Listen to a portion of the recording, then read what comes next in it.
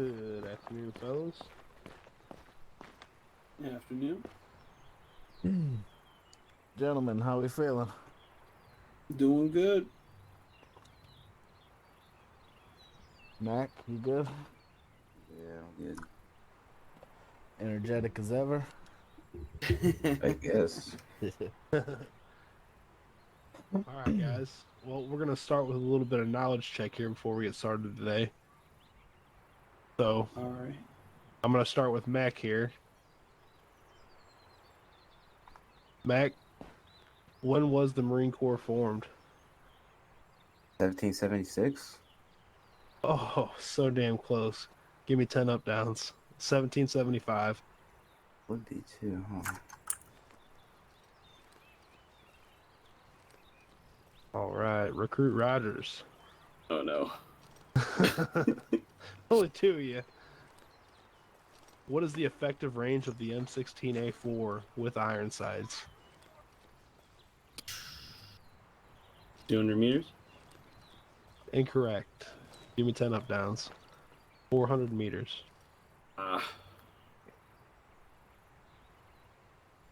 All right, Should've Recruit known Mac. that. You feeling up to it? I guess. Let's do it. What is the M67's nickname? I knew I should have studied.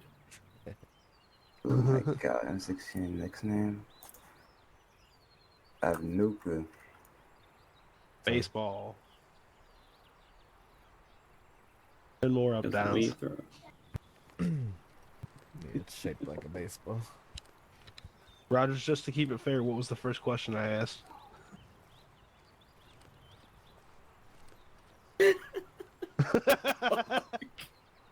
Give me 10.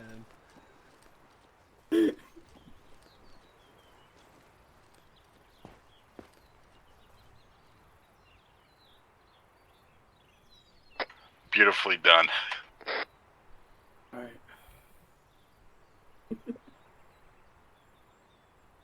Alright, very good.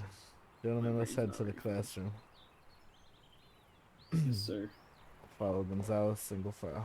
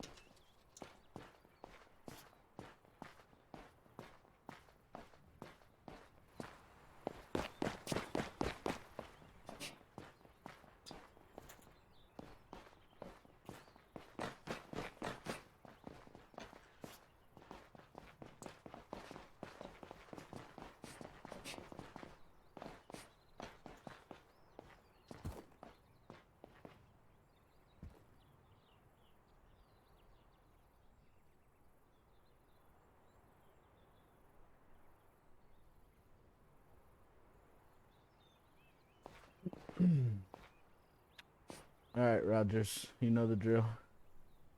All right. Each fire team leader normally determines the formation for their own units. Thus, a squad may contain a variety of fire team formations at any one time, and these formations may change frequently. The relative position of the fire teams within the squad formation should be such that one will not mask the fire of the others. It is not important that exact distances and intervals be maintained between fire teams and individuals as long as control is not lost. Sight or voice contact should be maintained within the fire team and between fire team leaders and the squad leader. All movement for changes of formation is usually by the shortest practical route. The characteristics of fire team formations are similar to those of corresponding squad formations. The characteristics of the fire team formations are as follows. All right, Rogers, what does that mean? So your team may have different gear and or information, and it doesn't really necessarily mean that you have to stay in formation as long as you're communicating and control's not lost. Swing and a miss. What? Swing and a miss. All right, so in this context, the squad would be the entire unit. The fire teams are the elements. So basically, what this is saying is the squad may contain a variety of elements, each having their own formations. So the squad as a unit can be in formation, with where the various elements are each a piece of that formation. I see. I was zoomed in too much. Good. So, so the squad, if we have multiple fire teams in HQ, we are all the squad. So that squad may be moving in a formation, such as a line or a file, what have you. Each fire team or element inside the squad can have their own separate formation, depending on what they feel is necessary for their position.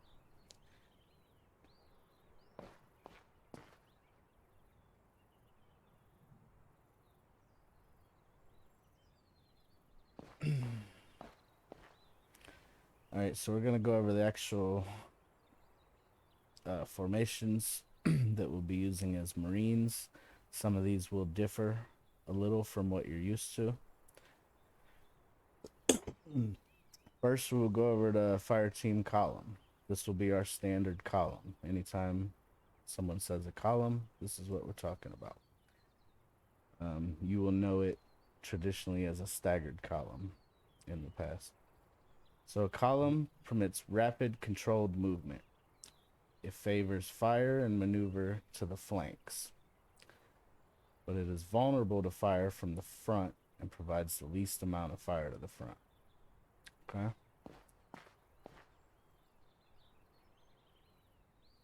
Let's take a look at it here.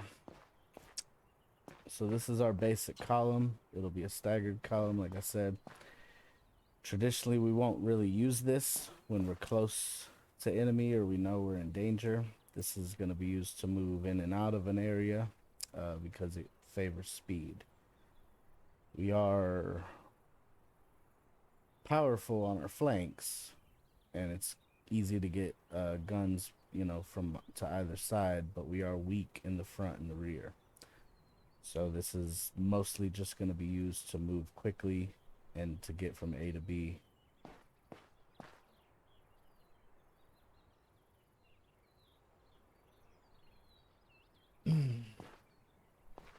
All right, Mac, tell us about the wedge. Fire team wedge, figure 112, displays the fire team wedge. The characteristic of the formation includes the following: permits good control, provides all-around security, formation is flexible, fire is adequate in all directions. Very good. Our wedge is what a lot of people will commonly call the diamond. The other wedge that you may be familiar with is the army wedge, and we will not be using it. And so this is our wedge. Wedge and diamond are synonymous. So yeah, this is a little bit slower than the column, but as you can see, it gives us optimal guns in all directions, and we can easily transition to another formation from the diamond or from the wedge.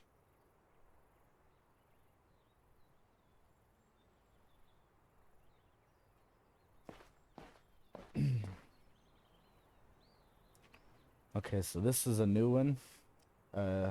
It's called the skirmisher formation.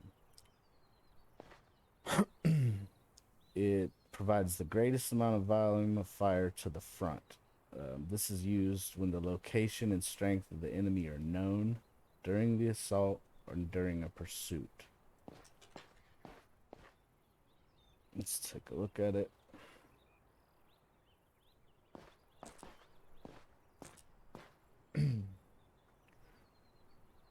Okay, so this one is new to you guys probably and fairly new to myself. But basically, you can see it's a variation of a staggered column, you could say, offset to one side or the other. Does somebody have a question? Nope. Oh, I thought I heard something. Okay. But from here, you can easily transition to a line to get full fire in the front or the rear. So this would only really be used if you know the enemy is in front of you and you're moving their direction.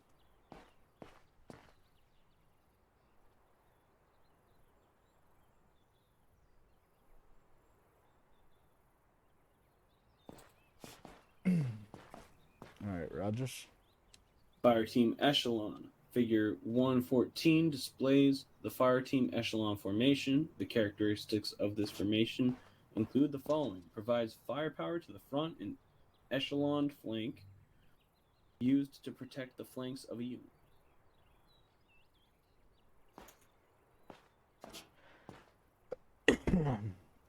Alright, so hopefully, as you both know, your flanks are your sides. So as you can see here, this is a variation of the old wedge, the army wedge. It has one strong side and a weak side. So on the left, you have most of your men on the left flank with only one on the right, and on the right is vice versa. So if we're moving forward, but we expect contact or we have a very exposed right side, we might do an echelon right to have most of our guns on the right side in case of contact. So you could use this either if you expect contact on one side or if you're very exposed on one side, no cover. This will be the formation you want to go to.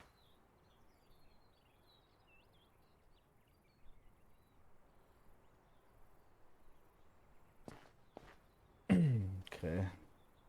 Now we have squad formations. So this will be a little bit about what you touched on in the beginning, Rogers. So Rogers, go ahead. Squad column. Figure 115 displays the squad column. The characteristics of this formation include the following: easy to control and maneuver, excellent for speed of movement or when strict control is desired, used for narrow covered routes of advance, maneuvering through gaps between areas receiving hostile artillery fire, moving through areas of limited observation, and moving under conditions of reduced visibility. Okay, so Mac, you know what a column is. What do you expect the squad column to look like? Stagger column. A staggered column consisting of different fire teams as the pieces, right? So we're gonna go to.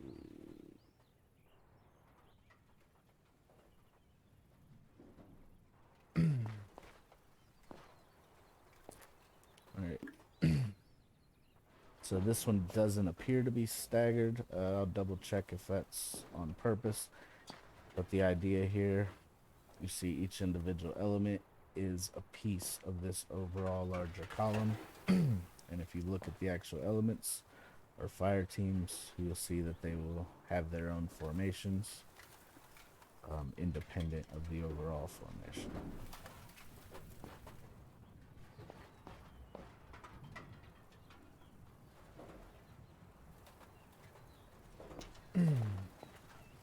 All right, Mac. Squad wedge, figure 116, displays the squad wedge. The characteristic of this formation includes the following: permits good control / ease of communication, provides all-around security, formation is flexible, fire is adequate in all directions.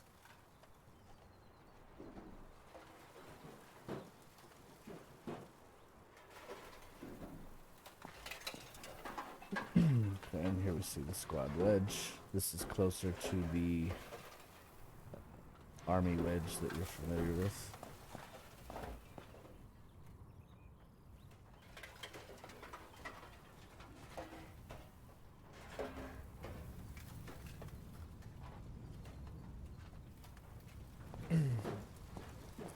Rogers? Squad V, figure 117, displays the Squad V. The characteristics of this formation include the following: facilitates movement into squad line, flexible formation in the assault, which keeps a fire team ready to maneuver on contact from the more protected rear of the formation.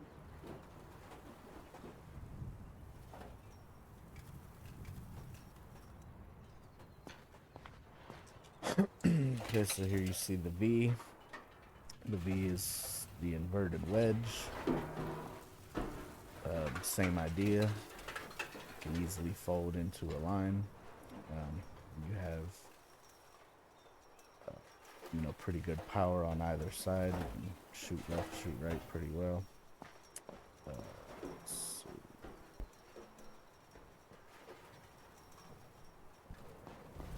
see. Mac. Figure 118 displays the squad line. The characteristics of the formation includes the following: provides maximum firepower to the front, used when the location and the strength of enemy are known during the assault and during the pursuit. Just like our regular line, this is a squad line with all squads lined up. And yeah, you would only want to use this if you know all the enemy are in front of you, because your flanks and your rear are very exposed.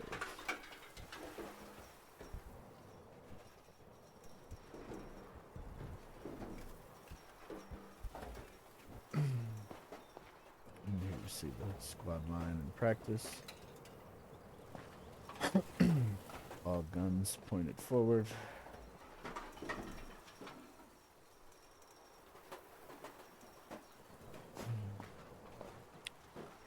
Then we have squad echelon.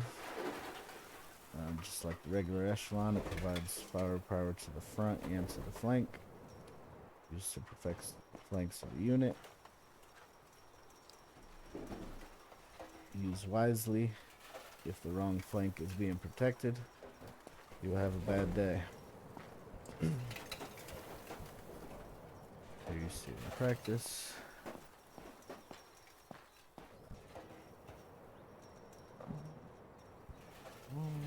Here's the left flank.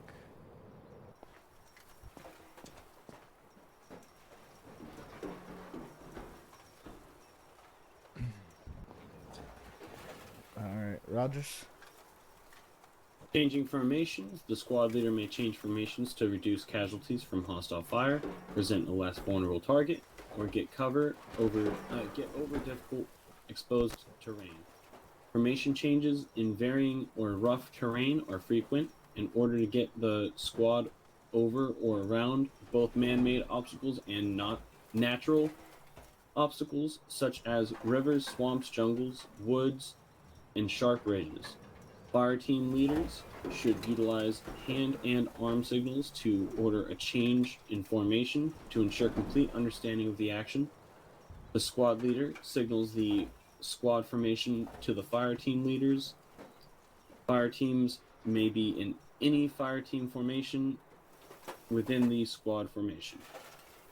Very good. Alright, so one thing that we definitely want to work on and improve is the idea that the fire team leader or element leader is adequately controlling his element and using the tools in his toolbox appropriately. So what formation am I in right now? What situation am I in? And what formation would be better? Is something that should always be on your mind, especially as a element lead or a squad lead. So it's important to understand all of these and what they're strong at and what they're bad at, so that you can more quickly realize my guys are in wrong formation right now. I need to rotate them into this one to give us the advantage. So on your own, memorizing these and making sure that you really understand the formations and when they're appropriate is going to get increasingly more important. Yes, sir. All right, now we will go over our adrak. Mac. When a threat is discovered, leaders and squad members must define its location rapidly and clearly.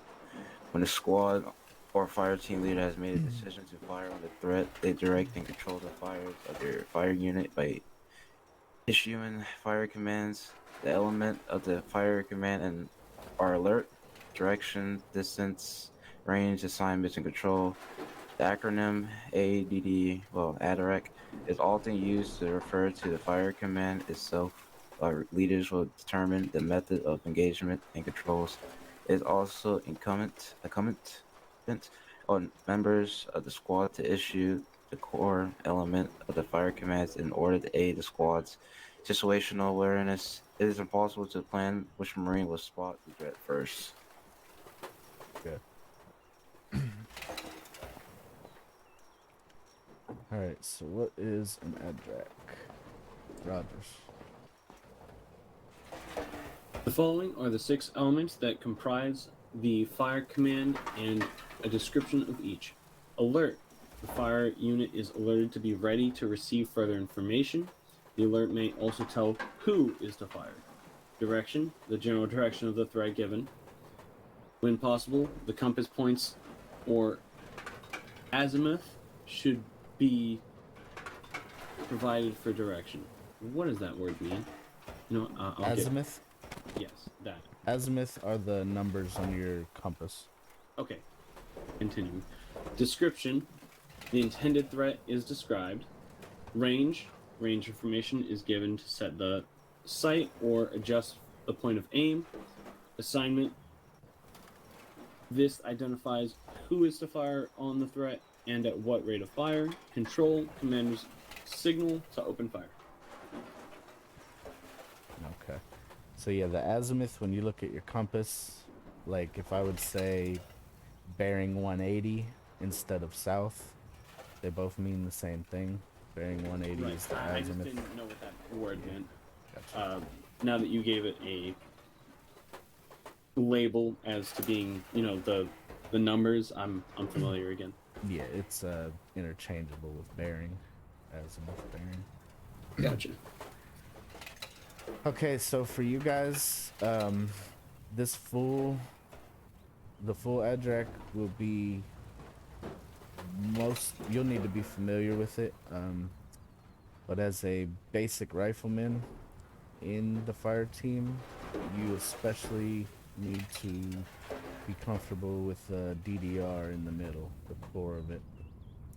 So when you receive contact or spot what you believe to be a contact, direction, description, and range are the bare minimum that are going to be required to be useful to your team and to get everybody on board with what you see and where.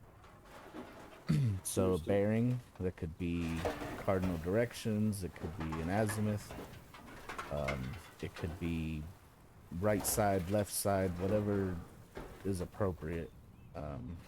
If you spot the enemy before they spot you, take your time and give an exact bearing. If you're taking fire while on the move, right side in the heat of the moment is enough to get eyes in that direction. So direction, description, what are you calling out? Is this a man? Is this armor? Is he armed? Is it just a man, or is it for sure armed contact? Give the best description you can, again, given the circumstances. If you're taking fire, obviously we're gonna understand that it's hostile, so contact west 200 meters. If we're receiving fire, I'm gonna understand that there's a guy over there shooting at us. If you just spot someone, if he's not armed, then man west 200 meters. So yeah, direction, a description, and then a range. Ideally, you'll be able to get to a point where you can guesstimate somewhat close, you know, within the first few hundred meters. If not far, close. Definitely if they're within 100 meters of us, 50 to 100 meters, they're close, danger close.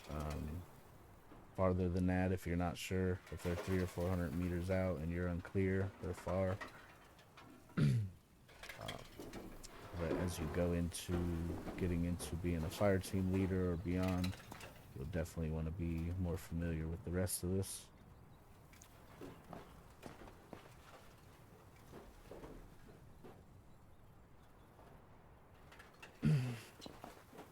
Alright, so an example. This will be the full one.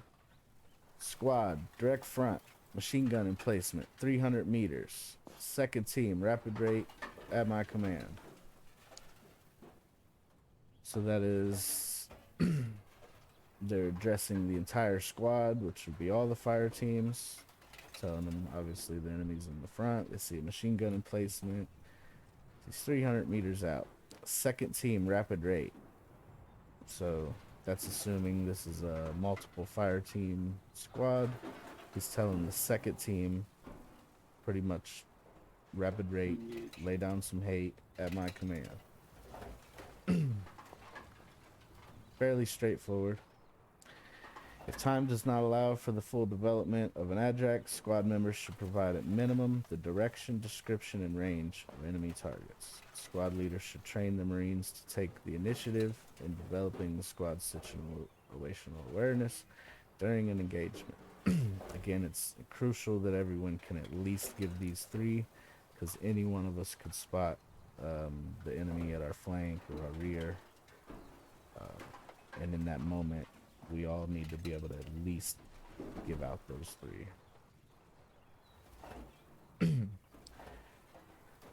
Okay, Gonzalez, do you want to go through fire movement and fire maneuver?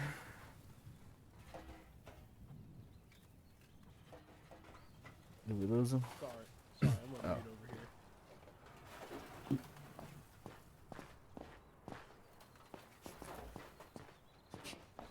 So, Land, I wasn't briefed on any of this, so I'll be able to navigate the slides, but if you want to do the talking... Well, you're good. These ones, for the most part, they can just read. So go through fire movement and then fire maneuver. Okay. Sorry, I'm having some fucking control issues here. You're good.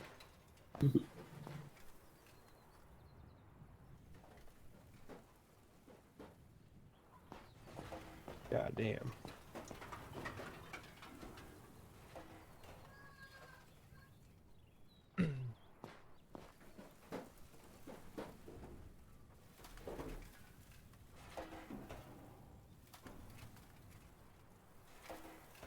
Alright guys, like Lan said, we're going to be going through fire and movement.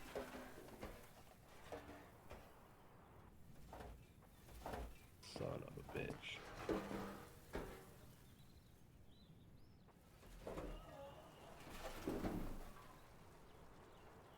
Lan, did you break this thing? I don't think so. I'm just joking. I'm having some kind of glitchiness whenever I ace interact. It just kind of pops up and then disappears. There we go. Got it. Okay. Alright, Rogers, let's have you read first. Alright. Once contact is made and the assaulting rifle squad has a known direction to the enemy positions, the squad may begin closing with the enemy directly using fire and movement. This technique, while simple in concept, is difficult in practice. It requires implicit communication between the members of the squad in order to maintain fire superiority to close with and destroy the enemy.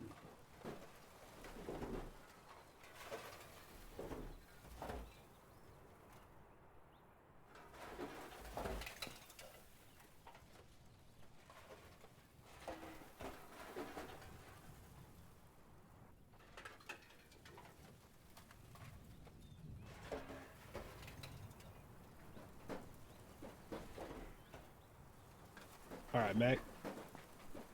Fire and movement begins with the squad leader deploying the squad into a line formation, issuing an ADRAC A squad line formation is preferred because it opens up geometry, whatever, a fire for each weapon system in the squad to engage the enemy. Depending on the situation, the squad leader may choose to forego maneuvers and assault directly into enemies instead. If this is the case, the squad leader will make it known in the control portion of the ADREC.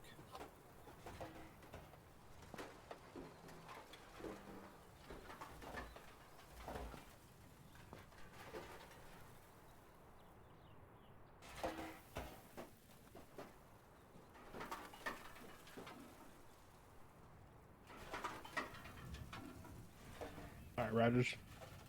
The cardinal rule of fire and movement is that there can be no movement without fire, and there should never be fire without movement. That is to say, suppressing fires on the enemy are required for Marines to expose themselves and rush forward. However, sustaining suppressing fires without taking advantage of them with movement is a waste of ammunition. Because of the 34 volume of fire required to maintain fire superiority in the assault, it is critical that the squad leader compel the squad to move aggressively toward the enemy in order to ensure it is not short on ammunition when it is most exposed. All right, Mac. What is the cardinal rule of fire and movement? The cardinal rule of fire move is that there can be no movement without fire, and there should never be fire without movement. So what does that mean? It means, I guess, when there's no moving, then don't fire. No, it should be so fire without movement, really. so when we take contact, Rogers? What's our first priority when we take fire? We're going to be getting to cover, identifying the threat and what their direction is, the ADRAC. Yeah, we're getting cover, right? Yep. Your first thought when bullets start whizzing by is get to cover. What's around me? What can I get behind? What direction are they coming from, right? So when you get behind cover and you're receiving fire and you're hiding behind cover, what do we call that? Suppressed. Suppressed, but you're pinned down. Oh, Yeah. gotcha. You got your little piece of cover that's keeping you alive, and you peek too far out one side, and you're no longer alive. We don't want to be pinned down, ever. It's never in our favor to let the enemy suppress us and to hide behind trees and short walls. So the goal of fire and movement is to keep us out of that situation or get us out of that situation. So when we start suppressing, some guys are suppressing, some guys are getting the hell out of there, and we're bounding and we're getting each other out of that situation. We don't want to take fire and just spend 5 minutes hiding and trying to fire back at an enemy we don't even exactly know where it is, while they have eyes on us and have already put shots, downrange. It's not a good situation for us. We're not going to win it half of the time. So we're going to suppress and we're going to get the fuck out of there and get into a better situation. Yeah. So that's not to say that we can't stop if we need to, but it means that we need to be quick about picking back up and advancing while suppressing fire.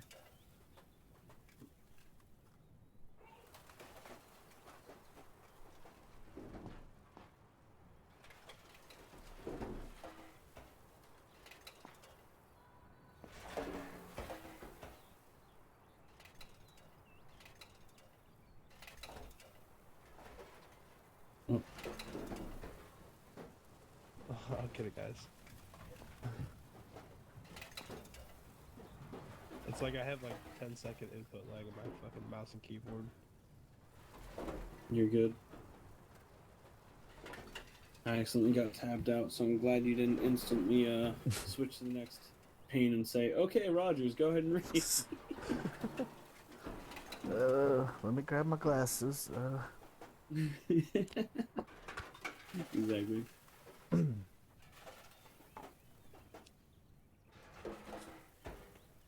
Alright, Lane, can you swap to the next one while I swap my keyboard real quick? Yeah, I got you. Thank you. Which one are you on? We need slide 4.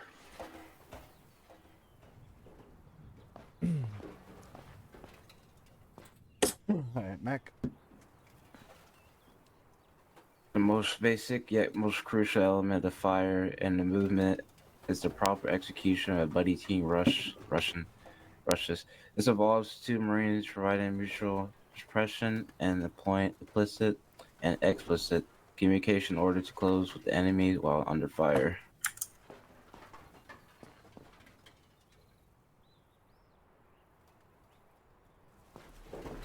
Rogers, you always get the big ones.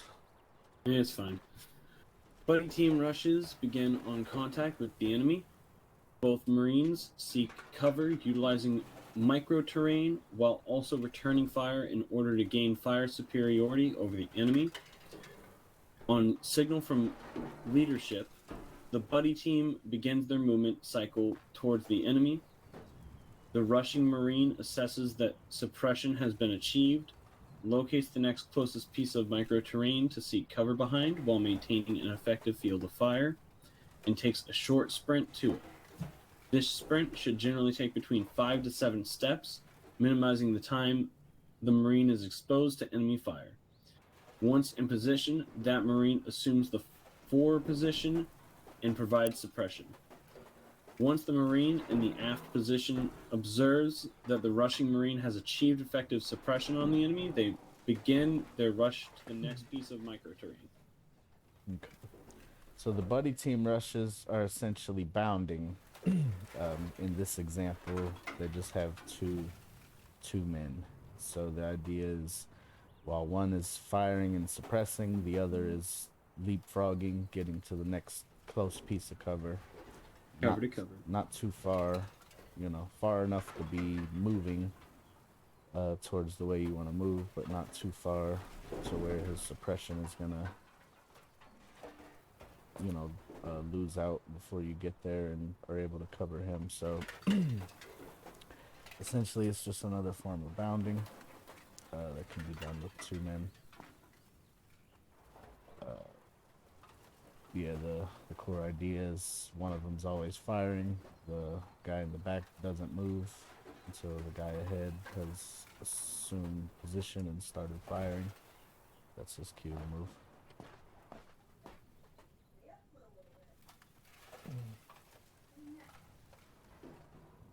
Is this the one we're on? Yeah, I think we went at 6 now.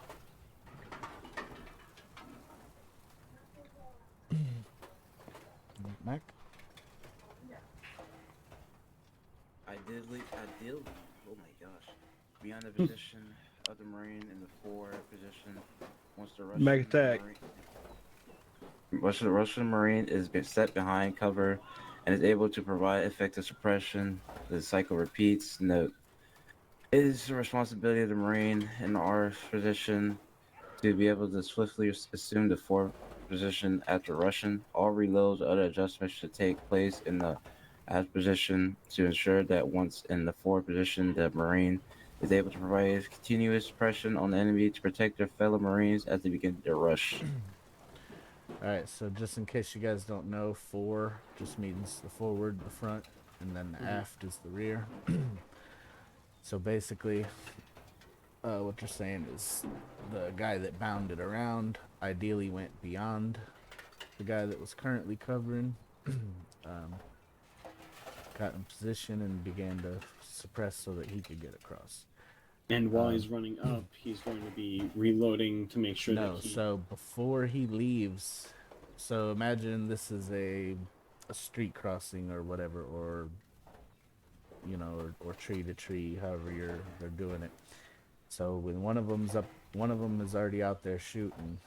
Before you run across to the next cover, you need to already have been made sure that you're locked and loaded, ready to go, so that when you get there, you can instantly start suppressing.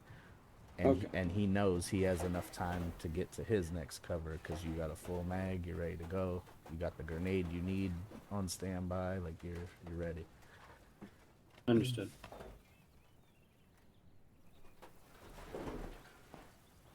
You don't want to get there with 8 rounds in your mag and then you lose a suppression halfway across the street. Absolutely.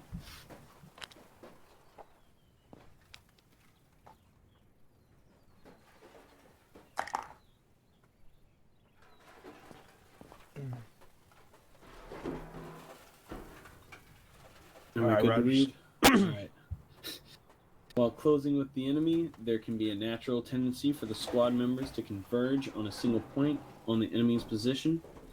As the squad approaches the objective, the converging geometries of fire will cause many of the squad members' sectors of fire to collapse. The squad leader must be mindful of this and ensure their fire team leaders maintain dispersion and fire team sectors as the squad assaults through an objective. Any idea what that means? So basically, you've got to keep awareness of where the other fire teams are in your squad as you are closing in from different angles. Yeah. And why? Identifying friend or foe. Well, so not Well, we're only not is quite it yet. not only is it friendly fire that you have to be aware of, but you also, as the converging geometries of their fire will collapse, or their sectors of fire collapse. So basically, at some point, as multiple groups converge in towards one target, everybody's looking At each other. at one. Well, ideally, they're all looking towards the target, not each other. And you wouldn't Well, if want you're coming from crossfire. opposite sides, I mean, Yeah, but we're gonna try to go for. You got to An think L. the L shape is your strongest shape, so Yep. we're gonna try our best to never be straight across from each other. copy. But as our fire converges, yeah, you got to worry about friendly fire, but also we're all looking at this direction, and we probably all share like an exposed flank. So it's Oh, just okay. something to be mindful as you move multiple groups around. I see.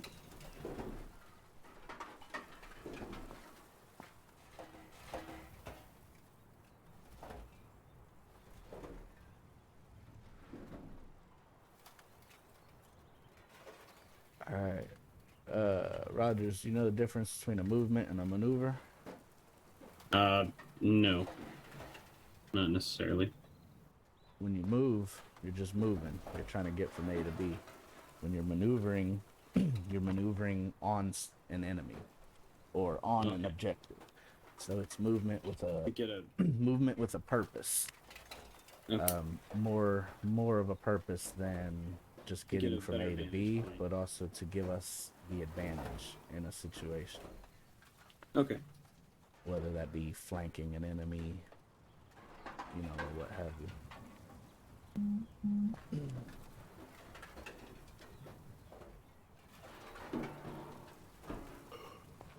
All right, Mac, this one's you.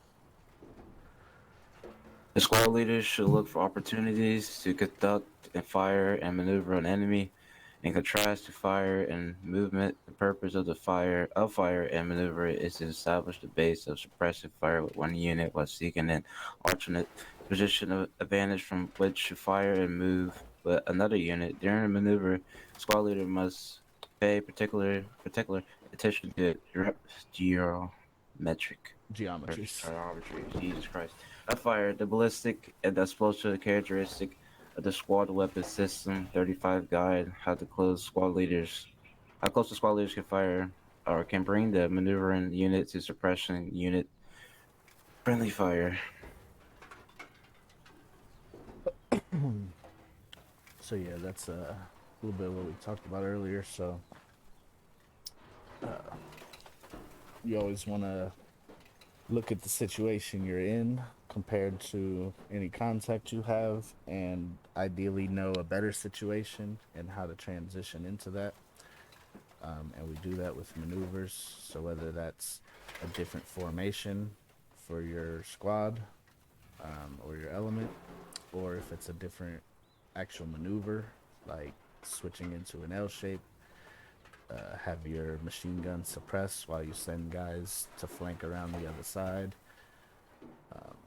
We're always looking for an advantage, and we're always looking to get out of a disadvantage.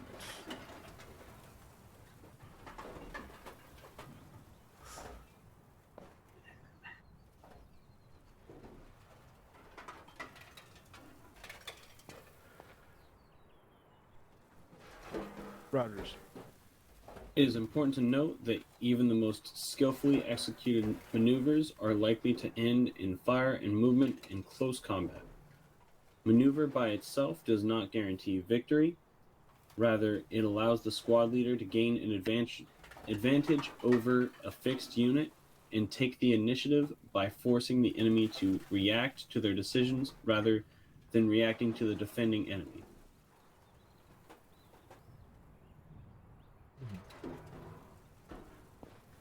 Makes sense, right? Mm-hmm. What's the disadvantage of sitting still and exchanging fire? They're gonna have as good of a shot on you as you have on them. If you maneuver around them, you're gonna give them less cover to use, potentially, and you're gonna be coming from a different angle than before, so they won't necessarily have as good of a shot on you. Right? There's a million reasons to not sit still. Not only, yeah, they might already be at an advantageous position, and they might already, they might already have the upper hand. They might have the high ground and better visibility on you. But also, you can be maneuvered on. If you get pinned down by fire, you could be distracted by one enemy on the hill and get flanked by another fire team on your flank while you're stuck and focused on them. So the guy that sits still and just empties mag after mag, he's rarely the one that's gonna be standing at the end of the fight. And the enemy will maneuver on us. We have a Zeus that will be looking to take advantage of situations like this. So it's always important to remember that our mobility is one of our best tools. We can think a lot better than the AI. We can make decisions that they can't make and foresee, and we need to use that to our advantage. Understood. Gonzalez, you have anything else? No, I don't. Okay. You can keep going.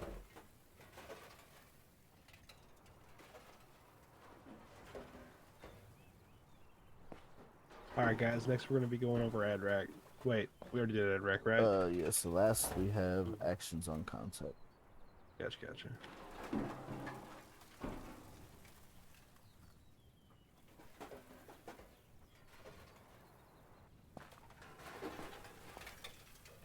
Alright, Mac.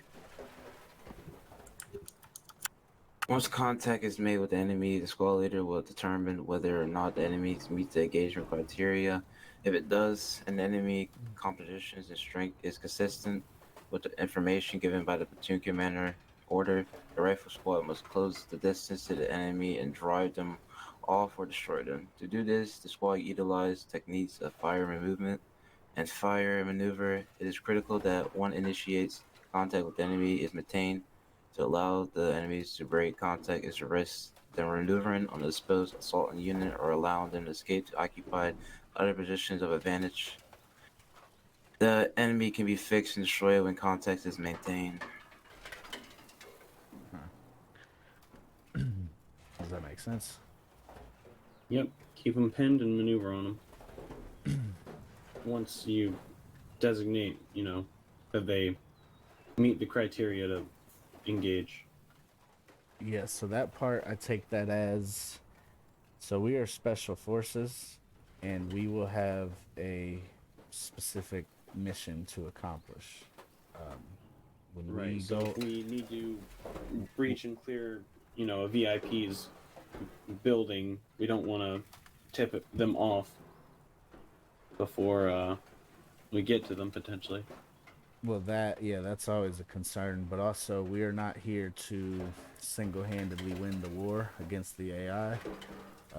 We're not here to fight an enemy army and clear towns and, we're here to do specific,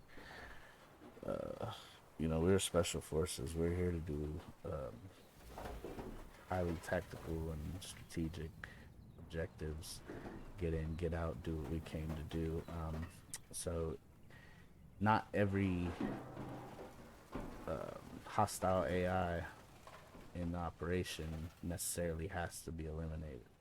So if we come across an enemy, there may be times where we break contact and maneuver around them and continue on to our objective while they Understood. search for us. Like, and of course that'll be up to leadership, but if they're not a threat, if they're not a direct threat to us, especially if we haven't received contact, there may be a lot of times where we just stay out of their way and move on to our objectives. But once we do take contact, especially if it's close contact, and we commit to that contact, we need to keep violence to action and not allow them to, break line of sight and maneuver on us or get reinforcements. So once we do decide to engage and commit to that combat, we need to fully commit and take the upper hand as soon as possible.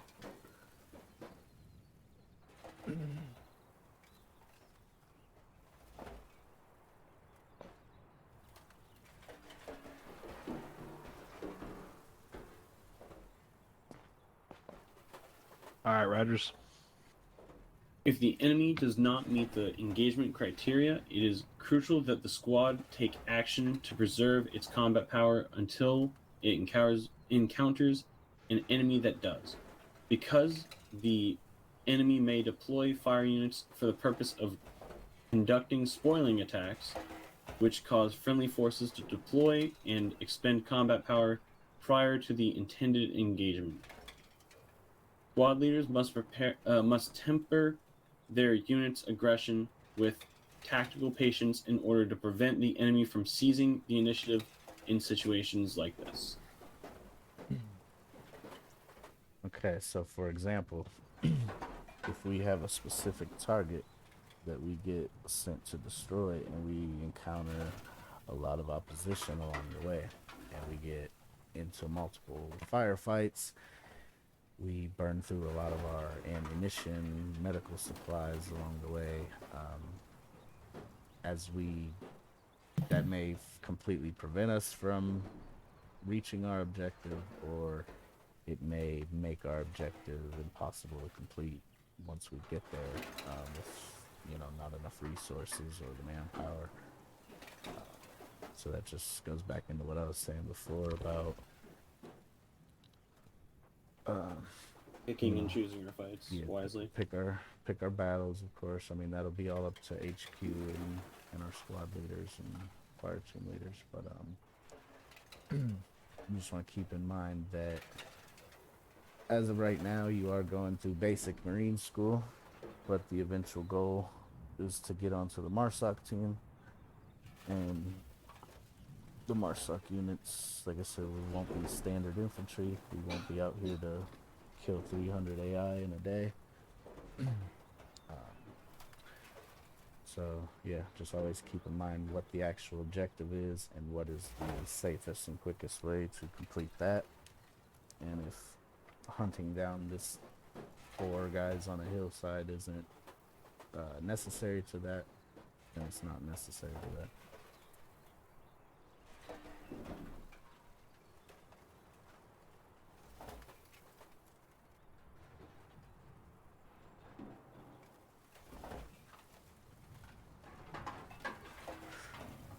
Do we have anything else to go?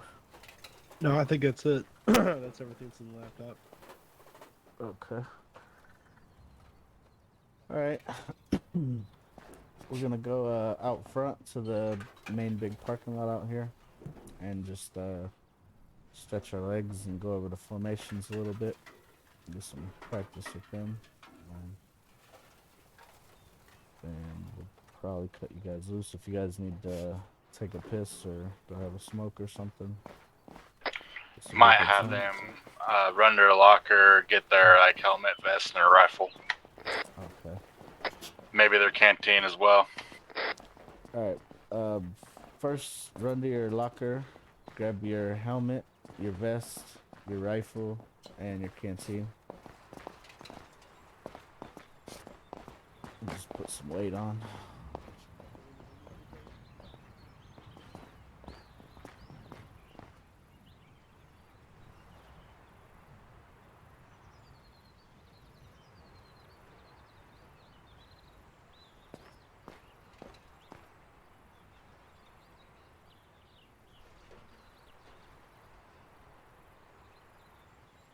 Only helmet, vest, rifle, and canteen.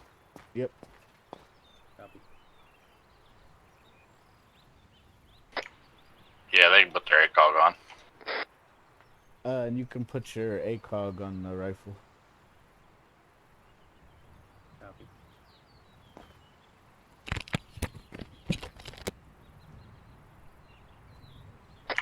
You might have them run out and fill their canteen up.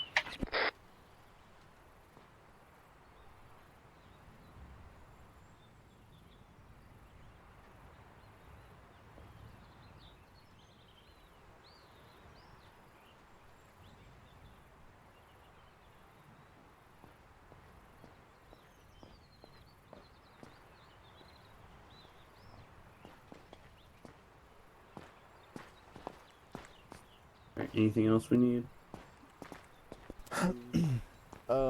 No, that'll be all. Do you guys, are your canteens empty still? Yeah.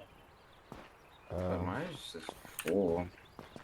Oh, mine's empty. That's cap actually. That's actually. If you need to, you can come back here and fill it and get a drink.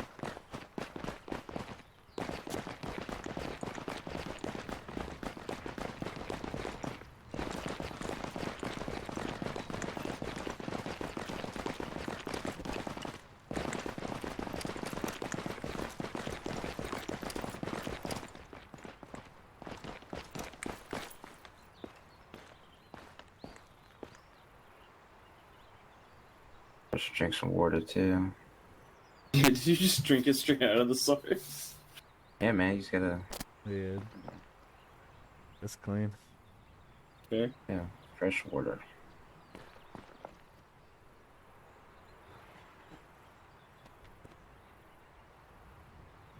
Okay. All set.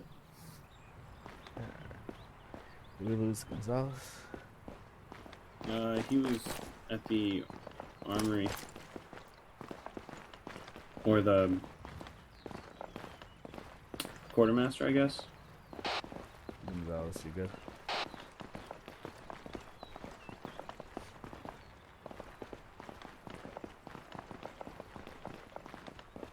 I can't remember what it's called.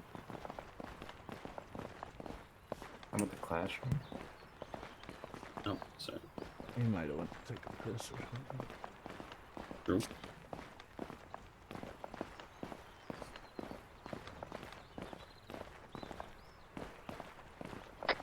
Alright, Lane, I'm good. Alright, we just got some water. We're heading out front.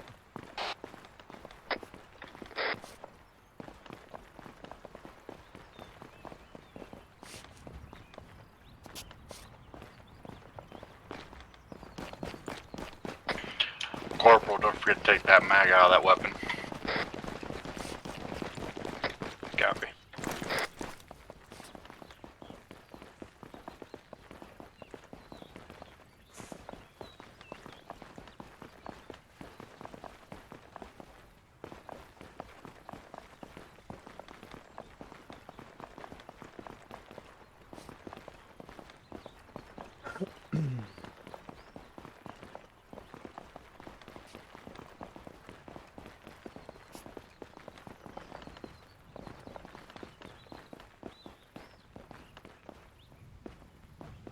Alright, so.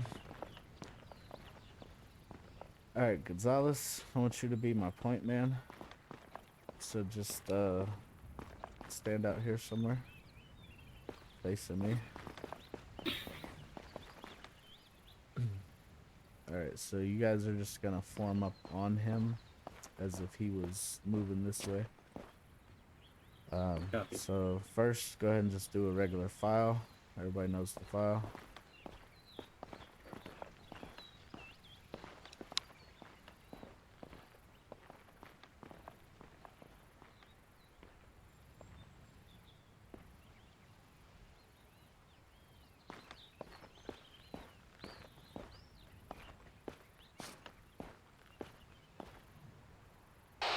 Dom, how's that spacing looking? For file, it's kind of far apart. I like to space out a bit better. Kind of far. Um, Dom actually says you're kind of far for a file. Oh wow. Yeah, that's Copy. probably a little better. Yeah, Mac, go ahead and step up a little more. No, you're good. Oh, wait.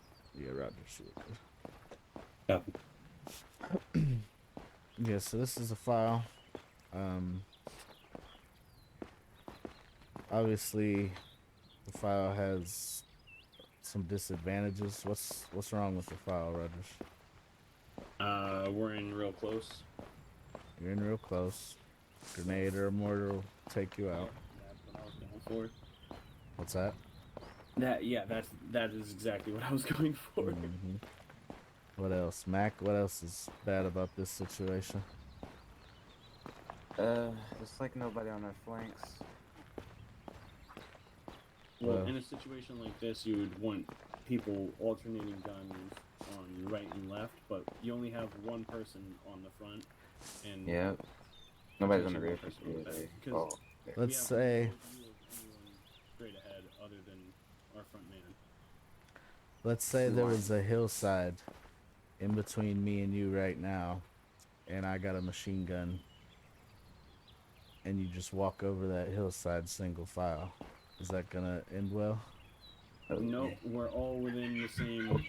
We're all lined up. Right. We're just lined up right on top of each other. Right. If you guys, if I was patient and I let enough of you crest over that hill, like you could all go down in a couple seconds. So you got a weak front, you got a weak rear.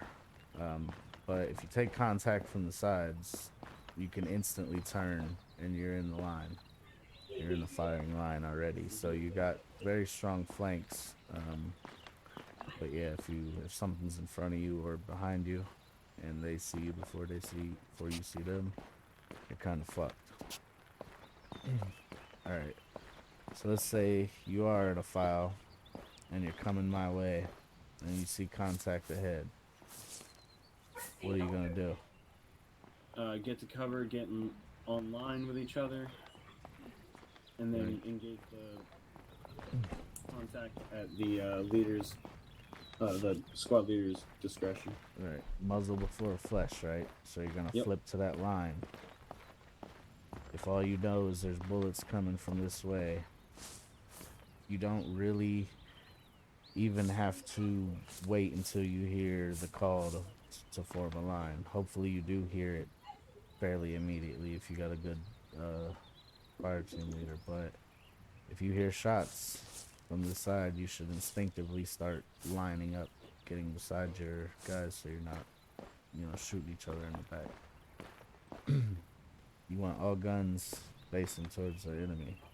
We don't always know where they are, which is why keeping security is so important. But when you know where they are and you're taking fire, you want to instinctively all kind of rotate to that direction. Alright, so who jumped in this? Who's our third? That's George Johnson, sir. Ah, George Johnson. Fresh off the bus. Alright, Gonzalez, you want to jump with them and go ahead and get in our column? Remember, we will only ever use a staggered column. So, Gonzalez, your point man. We're going to stagger up behind you. Oh, okay. Okay. Guess we're staggering this way then. Yeah. Alright, so the third person should be directly behind the point man.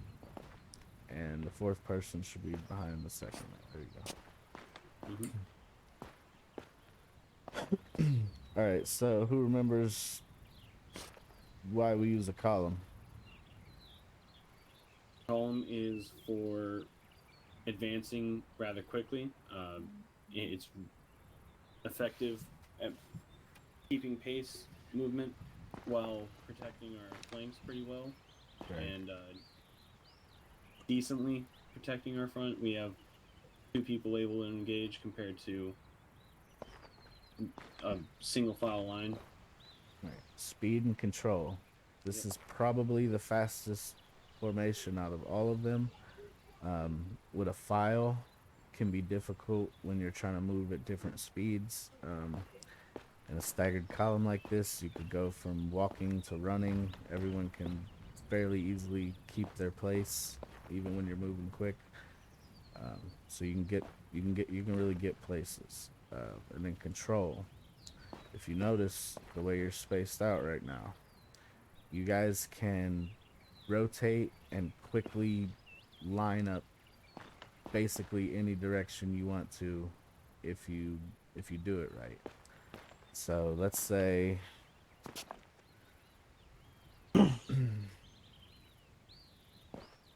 right now you face contact to your back right. So it'd be west. Oh, you said back right. So you guys got compasses on you? Yeah. Nope. Okay. So back here. We take contact, you guys instantly rotate it around back in that tree line. Now, Gonzalez and Rogers, all you two got to do is step forward and you're lined up. You instantly, within seconds, have all 4 guns on a firing line facing the threat. Obviously, cover is your priority, right? So instead of forming that firing line, a lot of times getting the cover is your first priority. That's not always an option. There will be times where you're exposed more than you like to be. In the event that you know firing back is the only option in this second, that should be your instinctual movement. So go ahead and stagger back up how you are.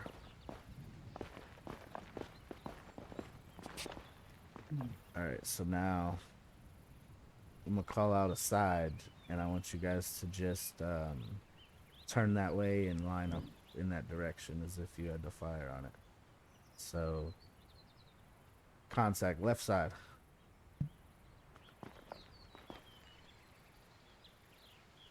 There you go. Max, step up. Get up in that line. You don't want to be shooting till you know nobody's in front of you. Yeah, Okay. if you're back there, I can just easily start walking to the side and I'll be in front of you. Yeah, never assume the guy you saw a second ago over there is still there. He could be, second you kind of move or take your eyes off of him, he could be stepping in front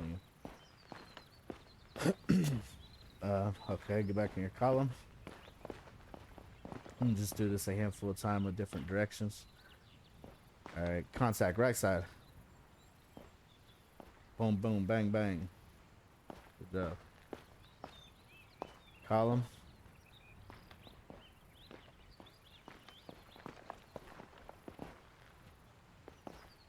Alright,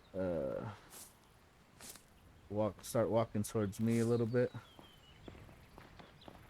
Contact rear. Bang, bang, bang. See? It's a simple idea. It'll take some practice to really get into that habit. But it'll save your ass sometimes. Like I said, ideally, if we weren't out here in a parking lot, that won't always be your first move, but there will be times when you need to be able to react like that. Especially up close. If you're taking that fire from up close, you got a good chance of returning fire being your best, object or option in that moment. If the fire is coming from farther away, obviously getting to cover and then maneuvering around and flanking that position is going to be your best bet. But these will both be tools that you will definitely need in your toolbox. Alright, back in your column. 1 minute, I got tapped out. There you go. Okay, back in. Back in the column.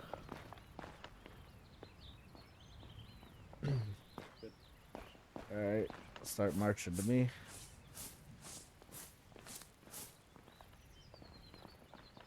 Contact left. There you go. Easy peasy. Okay, Gonzalez, go ahead and get back in your point man spot. And let's see if you guys remember our wedge. You said a wedge? Yep. That's gonna be like a diamond in this case. Yeah. So our wedge is a diamond. The days of the old wedge are dead. All right. Any advantages of this position? 360 security. Good security, good control. Flexibility. Again, you can fairly easy rotate anywhere you need to rotate to change your direction or to change formations. Very flexible. Weakness.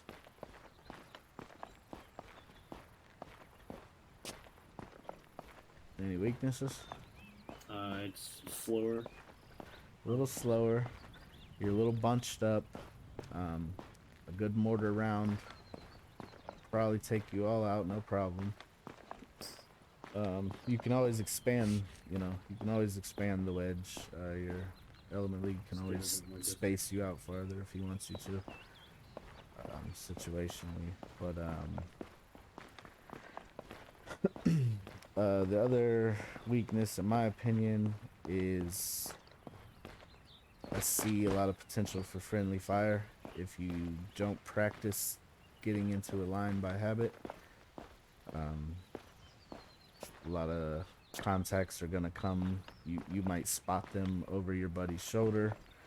You're gonna have that urge to, lay down the contact before, he hits you and your guys. But so this is one that's really gonna test your muzzle before flesh, because you're gonna see a lot of opportunities to shoot at something that you don't really have a safe shot at a lot of times.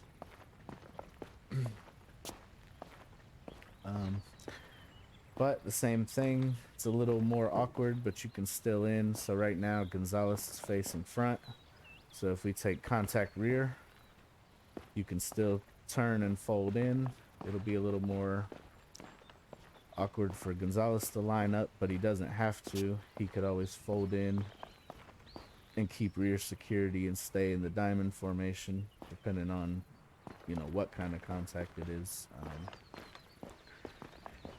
Understandable. Okay.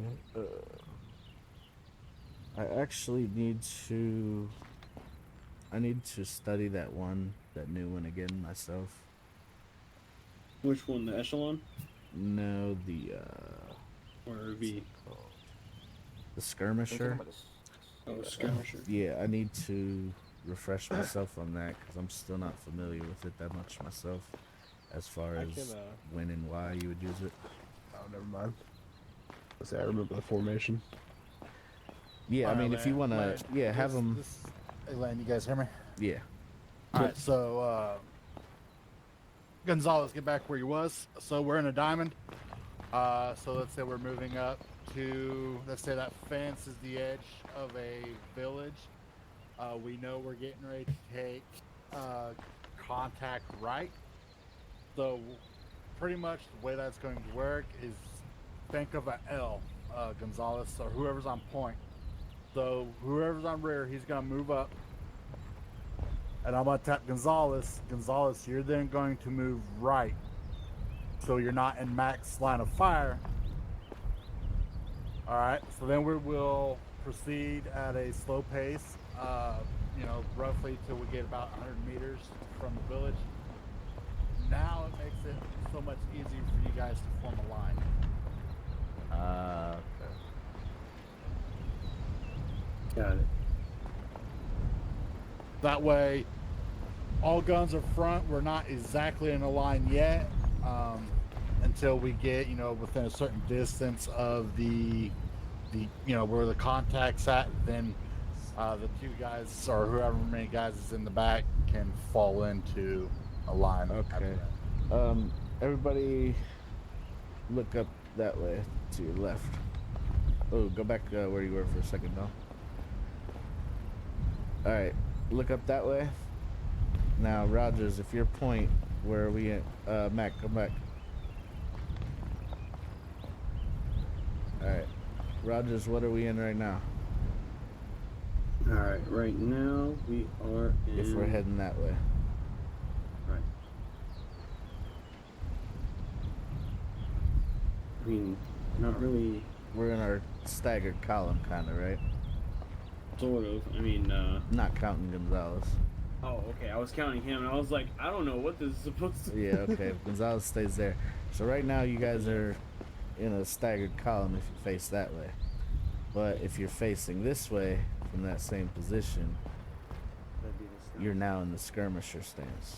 Yep. It's just rotated 90 degrees. Mm-hmm. So this would be skirmish right. Yep. If you're facing me, yeah. We're coming this way. Understood. So yeah, I'll have to, like I said, I'll have to play with this and get familiar with it myself because it's a new one to me. So really, the only difference between skirmish right and skirmish left is where there's more of the enemy contact. So if there's enemy contacts more on the left side of the village, then you want to go skirmish left. You want to get the strong side on the left. If it's on the right, then you want to get the strong side on the right side. So if I understand correct, this would be used if you expect contacts from both the front or the right. Yeah. And then if you're mostly expecting them from the right and you're trying to move past them, then that would be more of a right echelon. Yep. Then the right echelon. Okay. So basically, if you guys stay where you are, Gonzalez, if you take a few steps back, a few more, just go back. Keep going, keep going. Keep going. There you go. Now you're somewhat in an ugly echelon right. So this would be like if you guys are moving that way, but you're expecting contact mostly from your right side. You've either heard shots or you got intel, you know there's movement there. Right. Something's going on, but your objective's up here. You want to be in echelon right. You can still move quick. You can somewhat still line up forward if you need to, but you're strong right. And if Gonzalez came back up to here, into this new one, this would be you're expecting contact from the front and the right. I see. That way, it just gives you more options.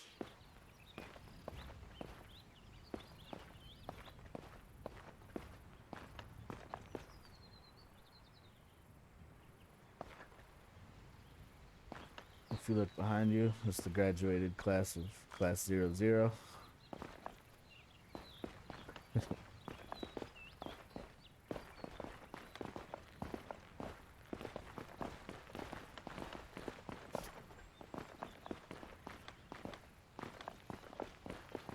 That's supposed to be a echelon right through the Arma thing.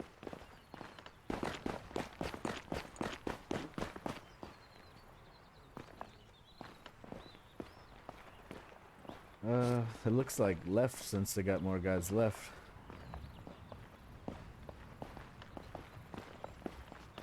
It might have been left. I just know I've seen the echelon. Yeah, they got the stronger left side.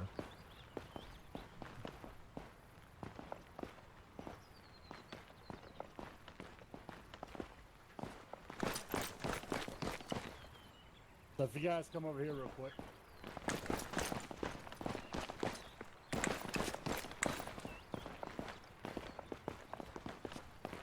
Alright, so this guy right here in the front, that's Point Man. So if you kind of see how these guys, they're kind of broke out there, kind of wide. Then the guys, they kind of, still got one guy that's behind Point Man, and then it starts to increase out. So that would be your echelon, or whatever the fuck. Understood. Something similar to that. Yeah, if you're only counting this one side, it would be what right echelon facing. Let me place down a small fire team and see what that does real quick. Okay.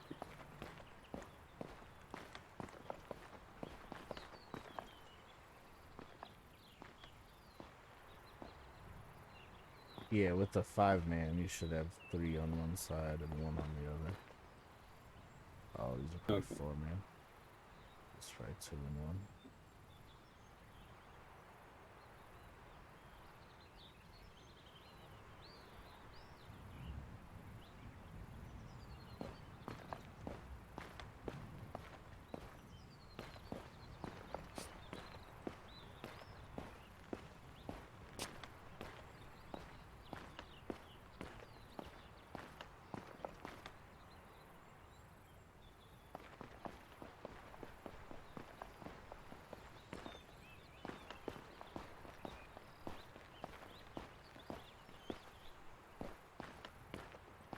I think if you connect the 5th guy to him, it'll look right.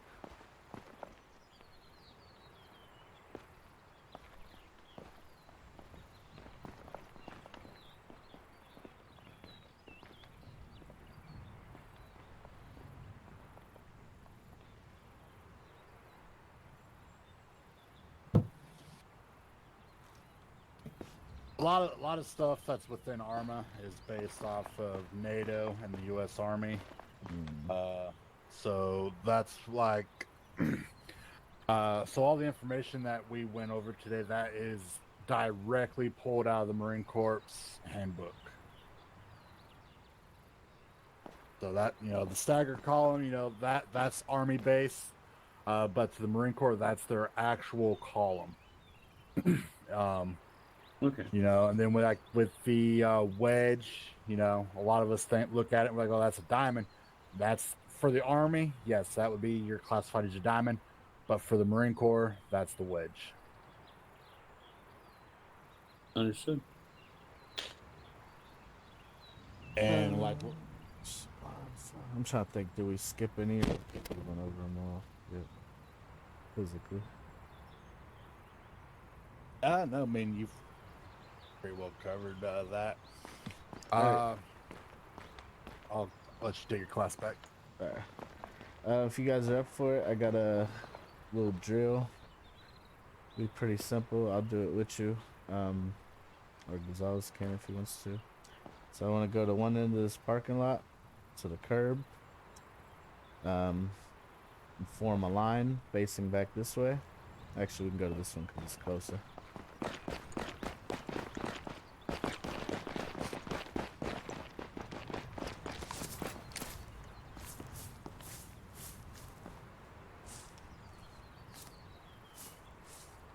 Alright, so what I want to do, I'll play the point man, and as we go, we're just going to blend into different formations. So when we cross the first line, I want you guys to get out on a firing line with me.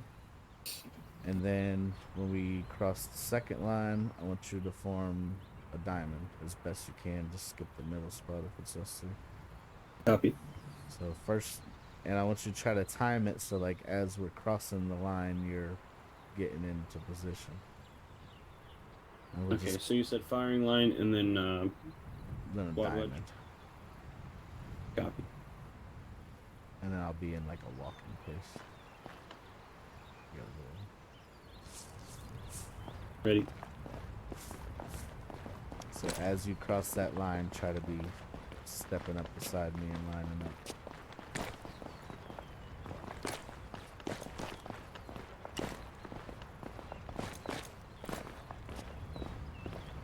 You said a firing line for the first one, so we would want to be all on point with each other, and then Yeah, and then on this one, you'd step back into like Yep. a V shape. Okay, that's easy enough. That's all. And then we go to the last one, just jump back and fire. Copy. There you go. Yeah. Yeah, I just wanted to go back and forth and try that a couple times. And then after that, I don't believe I have anything. Let's see if I got anything else. Alright. And we're gone.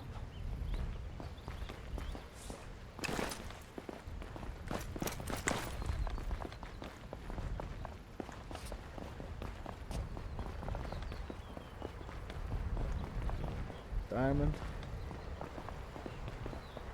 Good.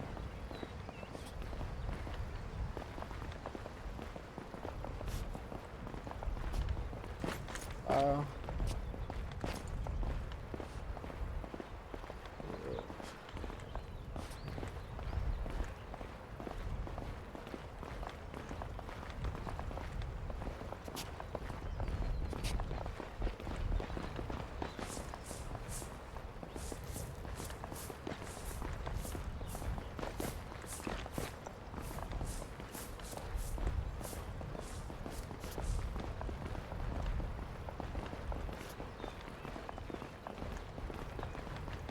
line up.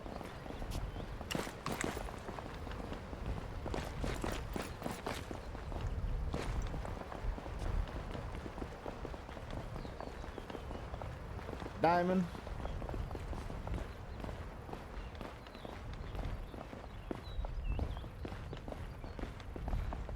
Single file.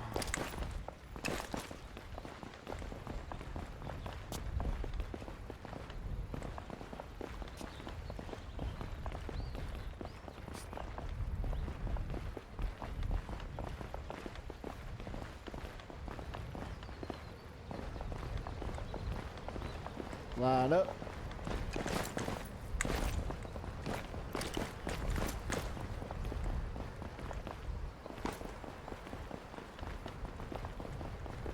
Form diamond.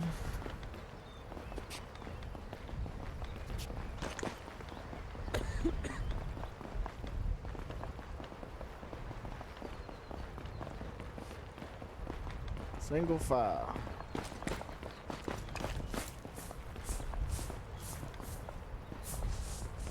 Hold. Very good.